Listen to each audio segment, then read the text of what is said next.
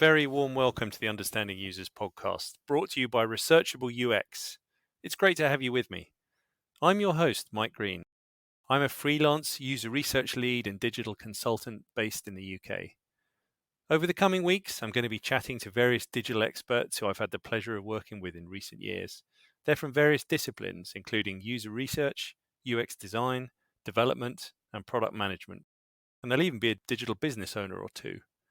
I'll be talking to them about how they came to be in their current roles, what they've learned along the way, and what advice they may have for others getting into the field.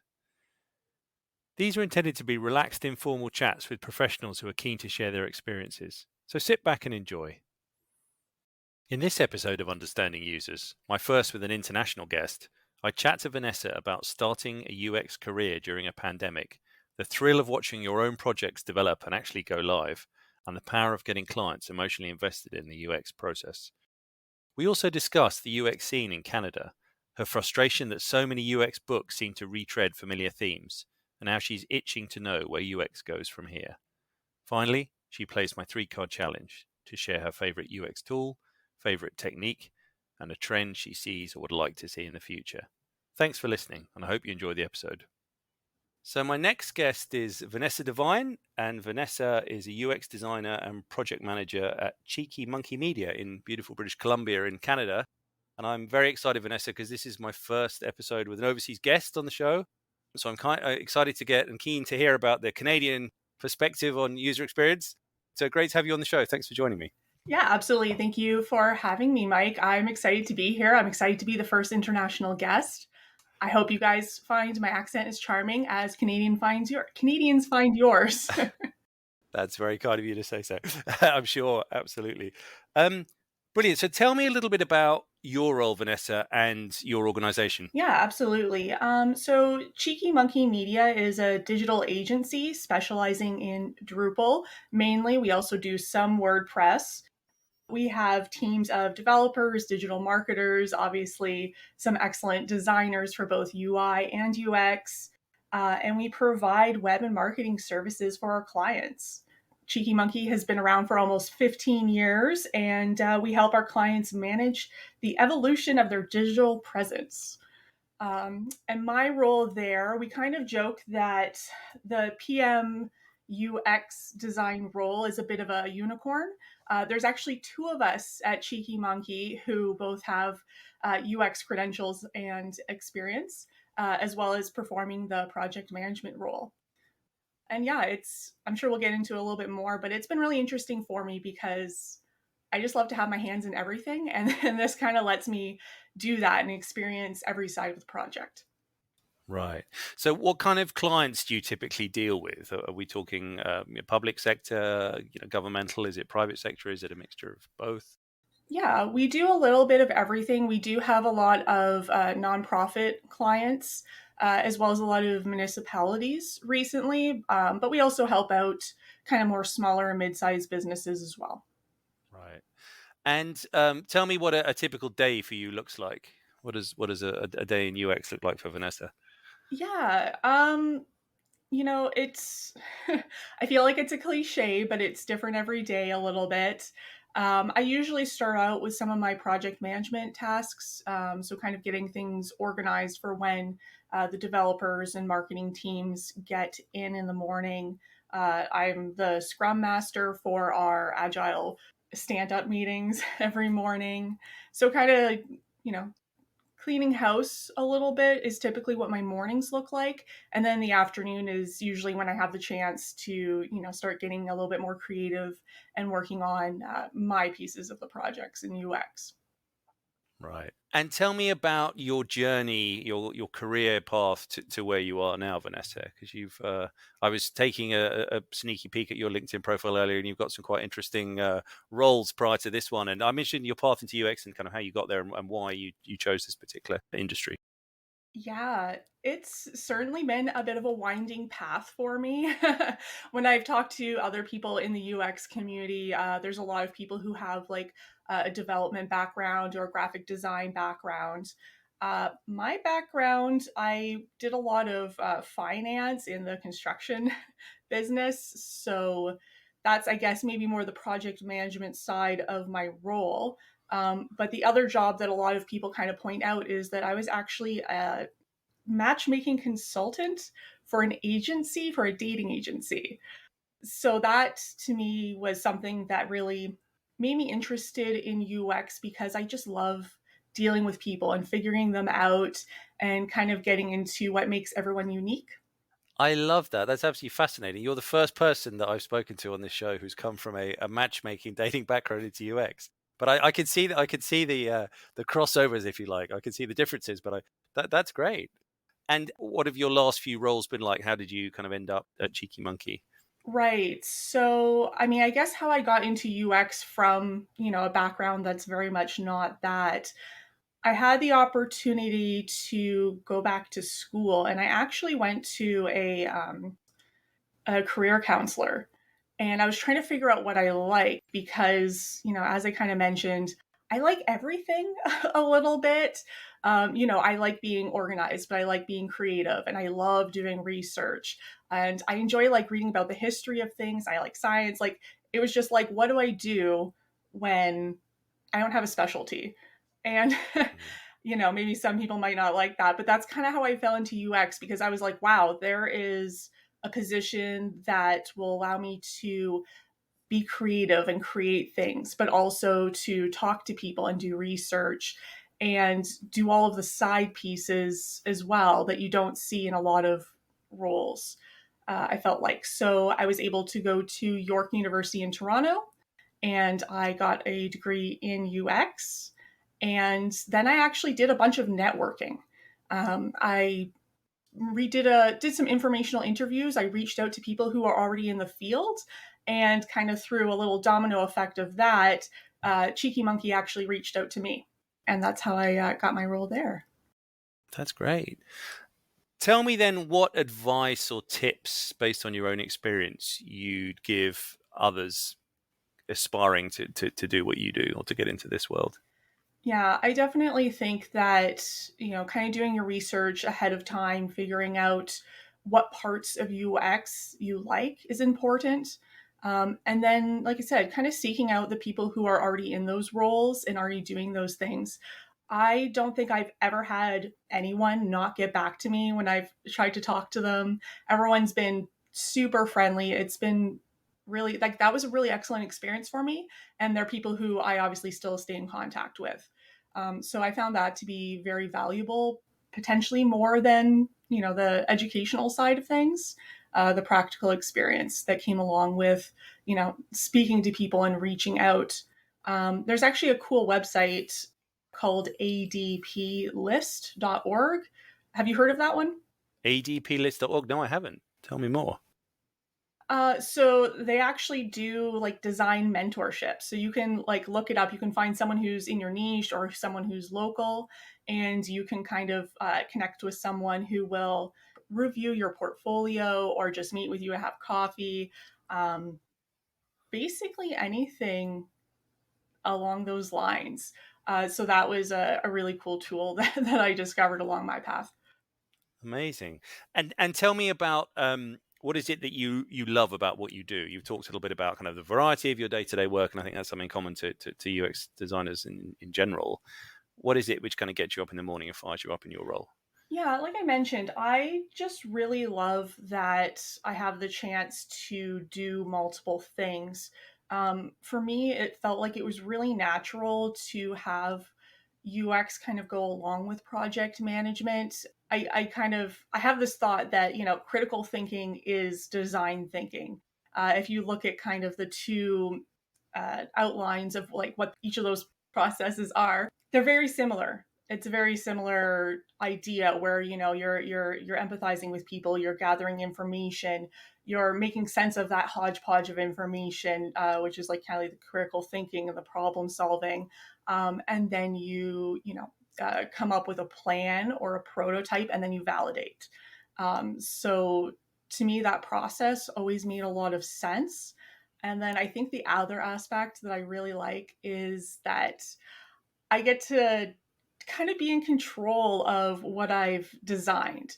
So, I can't imagine a world where I spend weeks and months developing something and getting it just right. And, being a little bit invested in it and then just kind of letting it go into other people's hands. I love being around for the process and watching my projects develop and go live, and it's really cool to see. So how much does how often do you do research as you're kind of working on things, and what does that how does that fit into your workflow? Yeah, I think a lot of it is I do a lot of kind of like more of the preliminary research, almost like business analyst type stuff to start off with. Um, when we come to kind of like more UX with user testing and things like that and stakeholder interviews, that tends to only be for like the much larger clients. Some of the more mid-sized businesses and the nonprofits, depending, don't always have the budget for that side of things. So we try to supplement in different ways. There's kind of some neat tools for like, artificial intelligence eye tracking and kind of little secret ways of kind of getting similar data without doing the whole rigmarole. That's interesting. So there's and this is a consistent problem I think researchers like me and well UXers in general come across is the reluctance often by clients, particularly when budgets are limited, to invest in, for example, research, particularly because it's sort of deemed to be a cherry on the cake rather than actually fundamental to the cake. I don't know to what extent you found that in your work. Oh, absolutely.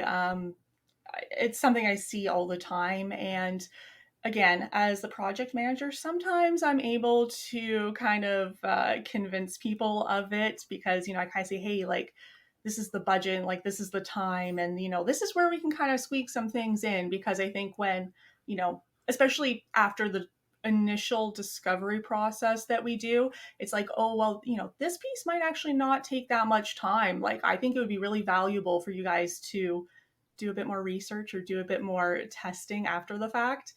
So I'm kind of able to weasel it in sometimes that way. But yeah, absolutely. Like, I think every UXer I've talked to has experienced that where companies just don't have the budget and that's the first thing to get cut. Right. Yeah. No, absolutely. So it's more a budgetary thing than it is a willingness, or perhaps it's both. One kind of is linked to the other. That yeah, people don't want to commit time and resources to something that's perhaps not seen to be intrinsically part of the process until you've been through it. Yeah, and I think that, I mean, that's a good point about until you've been through it, because the people who have gone through that process, you do kind of see that light bulb come on once you've convinced them and kind of shown them the results. People are often surprised by that. Yeah. And the flip side, so I asked you just now what you love. What frustrates you or challenges you or drives you a bit potty in what you do? Oh, when clients don't believe me. Right. I think we've all been through that where, you can lead a horse to water, but you can't make them drink sometimes. Like I said, I try to be persuasive. I try to show the facts and try to get them emotionally invested in the way I am. But some people have their own ideas, and there's nothing you can do to stop them. And that's really interesting. And the hippo, you heard that phrase, the highest paid person in the room. We've all been in rooms with meetings with stakeholders where ultimately it's the big cheese at the end of the table who kind of often makes the call from the client side, which is kind of like, no, look at the evidence. Like the testing we've done shows that this is the case, but for whatever reason, the other is chosen as as the route to go down, etc. Have you come across that? Absolutely, yes. I always feel bad in those positions because, again, as project manager, I'm in constant contact with whoever their person is on the other side, whether that's another project manager or a department head. So often that person and I will be on the same page. But like you said, then there's other stakeholders who, kind of get the final call and they don't agree necessarily. And unfortunately, it's hard to get time with those people because there's a little piece of me that always feels like, oh, well, if I could just get a bit more FaceTime with them. Like we had a stakeholder interview with them. And so we've met, but they haven't been around for the past 2 months or so. So they don't know all the struggles that happened in that time. Right. Yeah. So following on from that, then, how do you ensure that the teams you're working with, whether it be kind of internal teams or stakeholder client teams, have users in mind and user centricity in mind in terms of, when they're actually building the products and services that they're all working on? We have I have a couple of like little presentations that I go through, honestly, and this is usually part of our onboarding process. Where again, project manager, big on processes, love all that stuff. So I usually kind of talk them through what some of these elements look like, and that's usually how I get the stakeholder buy-in to get them on board. Right. And in terms of the working patterns you do, obviously COVID-19 has impacted all of us, obviously around the world. I'm interested to know in the last couple of years how that's impacted on the kinds of work you do and how your ability to do what you do.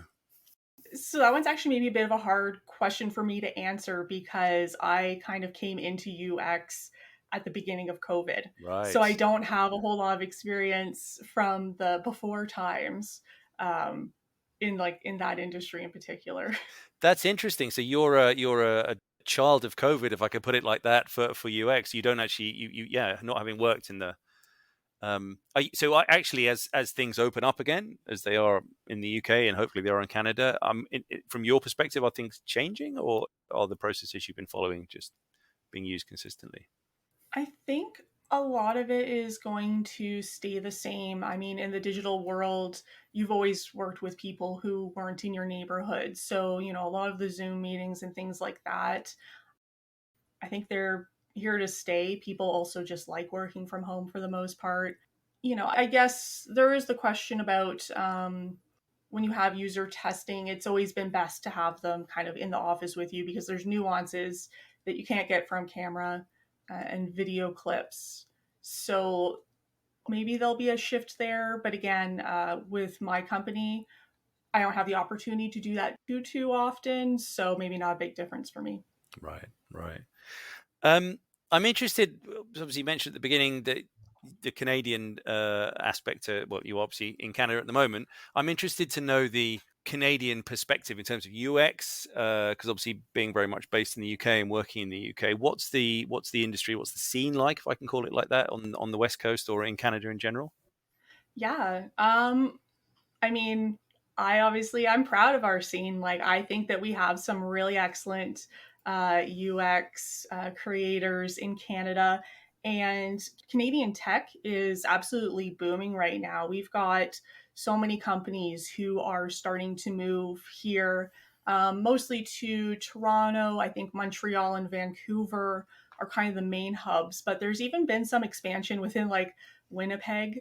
I don't know if you've ever been there. We call it winter peg because it's kind of cold. But yeah, like I know Meta came recently. Google is planning on tripling their workforce in Canada. Shopify is huge here. I know several people who are in the UX department at Shopify, and I'm always like blown away with what they get to work on and what they're doing currently. I actually think they have a UX podcast as well, if I remember correctly. So yeah, there's some cool stuff. Gaming industries as well. Like, yeah, it's amazing to see so many companies moving here and growing here. Right. That's really interesting. And in terms of the aside from the kind of commercial side of things, the community, the kind of meetups, all of that, the informal get-togethers, what's the scene like, particularly in BC for that?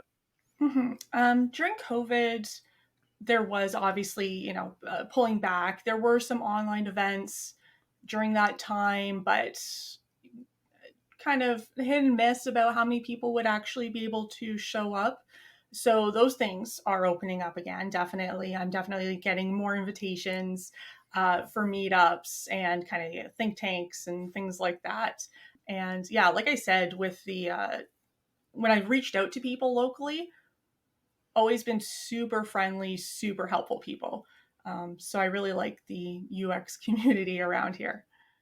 That's one of the lovely things about this industry, and again, it's come through again and again in these chats and the previous episodes. It's my own experience of moving into UX about 10 years ago, and I think lots of people I've spoken to, that there is a very warm and open and collaborative sense which is very nice, isn't it? It brings rising tide lifts all ships, and it benefits everybody. I think people are keen to give back, which is certainly not the same, I think, in every industry. That's yeah, absolutely, absolutely true. Just going back to kind of how you work, I'm interested to know, as you're working through a project, in terms of the knowledge and insights you're gathering, and the for example, maybe the prototype you're working on, how do you share that with the client? What's your kind of way of bringing your stakeholders along with you on the journey? I have built a lot of templates actually. So we have different types of documentation Right. and just hammering down communication. I am in constant communication with the stakeholders and with my clients on the various projects, and just sharing every day, sharing a little bit more information. And then, like I said, once everything's kind of come together and I've got some good conclusions, I have some, fun presentations and cool templates that I can share with them that they can take to, the stakeholders within their company as well. And I think that they really like seeing and having something kind of like tangible to go along, especially when you're in a digital space, when you have something that you can, print out or show in a presentation for meetings, it's always super appreciated. Right. Yeah. No, absolutely. So, what would be your presentation or deliverable, although I hate that word, format of choice, just out of interest, because I'm always keen to know how other people share their work with the, you say you've got a variety of formats. Is it not the dreaded death by PowerPoint, or did you prefer to do things face to face, or how do you do it? I mean, again, I guess with COVID, face to face hasn't Yeah. happened nearly as much. And we do have a lot of clients who are across Canada and just not in Canada at all. So, as you said, dreaded PowerPoint, I call them slide decks because, it sounds a bit Yeah. fancier. But um, yeah, we do a lot of those types of presentations. What are the key uh, personality traits or characteristics, if I can put it like that, would you say, that someone needs to be a good UX designer? Curiosity, first and foremost, absolutely. Like someone who can't get enough. Like I said, I think that that's something that drove me to this industry, and I think it's served me very well. Just wanting to know a little bit about everything. I'm a big advocate for bringing different disciplines into what I'm doing, whether that's creatively, artistically, or uh, processes and like theologies and things like that. I pull from as much as I can. And I think that that gives me a little bit of extra information opposed to just kind of doing the tried and true. Yeah, yeah, absolutely. And what about the academic research? Because it's something that I perhaps don't use enough of, but it's, in the heat of battle when you're kind of working at pace, often to start trawling, the Google Scholar, for example. But there's obviously a huge amount of work that's been done in terms of academic research in this area and HCI and so on. I'm interested to know to what extent you use any of that. I do. I'm trying to think of if I've read anything recently. I haven't been focusing on papers too much. I have been doing a lot of reading. And that's actually something that I was going to maybe complain about is that I feel like a lot of UX books haven't changed a whole lot over the Right. years. If you look at something like Don't Make Me Think, which is, kind of a staple, I Yeah. believe that was from 2000 or 2001. So it's a 20-year-old book now, and amazing book, great information. But I feel like a lot of books that I've seen in the past maybe 2 or 3 years are slicing the pie in a different way. It's the Right. same information from a slightly different point of view, which can be helpful because sometimes something will click for someone if it's presented in a different way. Um, but yeah, maybe I should be looking at more of the Google Scholar papers because I feel like there hasn't been enough change. That's a really interesting point. Yeah, and you're absolutely right. There's a sort of hardcore. There's design of everyday things is often is the sort of staple, isn't it? Yeah, don't make me think is another one. Yeah, Um, but yeah, 20 years in our game is an awfully long time. right.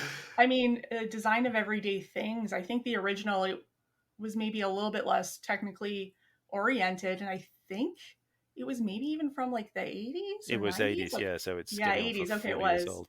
So yeah, it's the principles are good. I think that, you need to kind of understand the core of things. Mm. But I'm just itching to know where we go from here. Mm.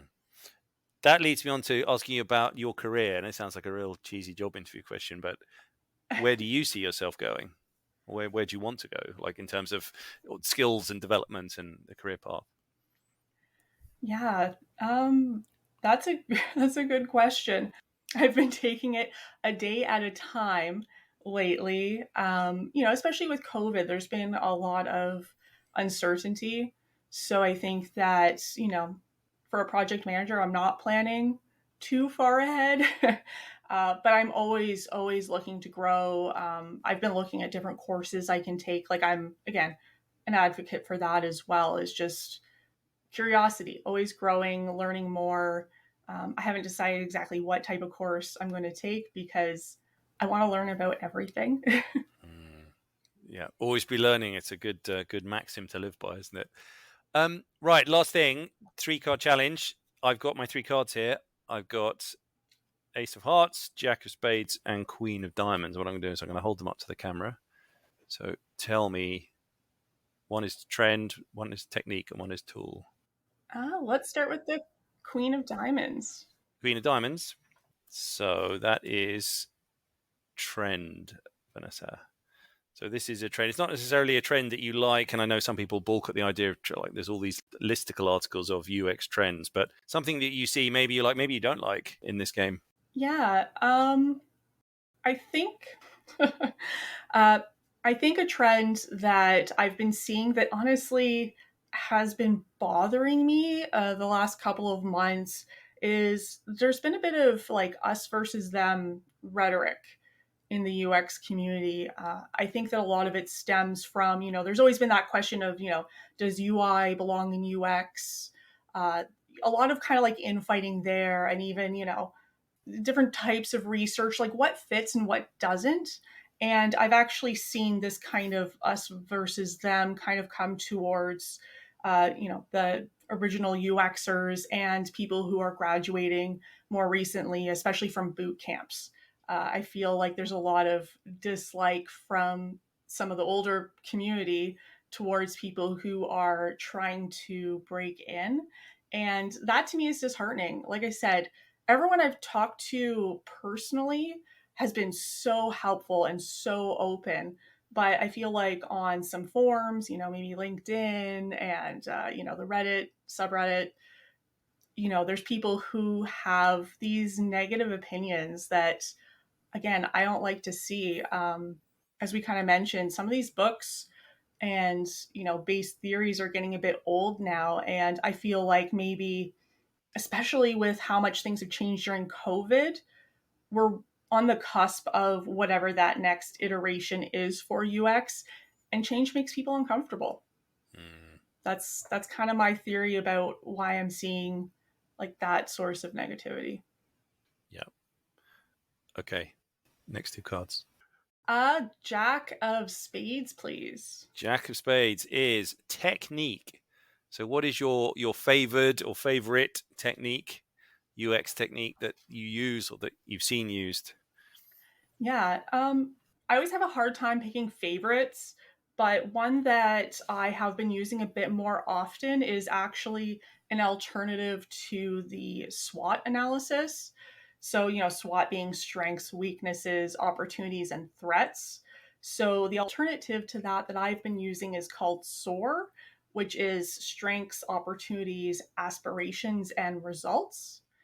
The reason why I like this one is kind of reframing, right? So SWOT has a deficit approach, is what they call it. So, like, the weaknesses and threats can sound a bit aggressive or not as inspirational. And when you kind of tweak that to talk about, what the aspirations are, so that would be, initiatives and processes and things that can get you closer to success, as well as results. So making it more action based, because identifying your threats and weaknesses is good, but then what are you going to do about it? So Mm, I like to kind of focus on a bit more of that positivity. I like that. That's a very inspiring way to think of it. You're right. Yeah, SWOT can be a little bit negative. Brilliant. Last one then, That's the Ace of Hearts which is, tool.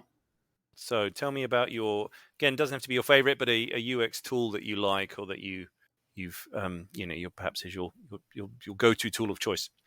I have a feeling you might laugh at me for this a little bit, but when I've been thinking about it, I think the one thing I couldn't live without is a whiteboard. I've always been a very like tactile person, and I love being able to like get up and walk through and do, my sketching or just write things out. It's a whiteboard, so you can erase things, you can move things, you can do whatever you want with it. And then I usually I'll take a picture with my phone or something once I've kind of got it where I want it. I feel like softwares and other things change so often. Give me a whiteboard, it just gets all the thoughts out of my head. That's interesting. So most often the tool of, as you've probably heard previous episodes, the tool that's cited is Miro, which is obviously the virtual whiteboard. But it's interesting to hear that there's still a desire to go back to the physical whiteboard. And I've got one in my home office here behind me. And yeah, there's something, you're right, tactile and lovely about actually putting stuff up and moving it around and writing. In fairness, I haven't actually had a chance to use one of those virtual boards yet, so maybe that would be my new favorite. Right. Give it a try. try Miro and see what you think, because it's pretty cool, and you can collaborate and comment on it, and yeah, it's great. That has been lovely. Thank you so much, Vanessa. Have you got any other burning thoughts or comments to share before I let you go? I think I got through everything that I found interesting and wanted to kind of talk about. Great. So thank you very much. I appreciate you inviting me here. That's all right. It's been lovely to chat, and best wishes in your ongoing career and your ongoing UX development. And nice talking to you. Thanks so much for your time. Thank you. Thanks for listening to the Understanding Users podcast. If you enjoyed what you heard, do please like or comment wherever you're listening, and feel free to share it more widely.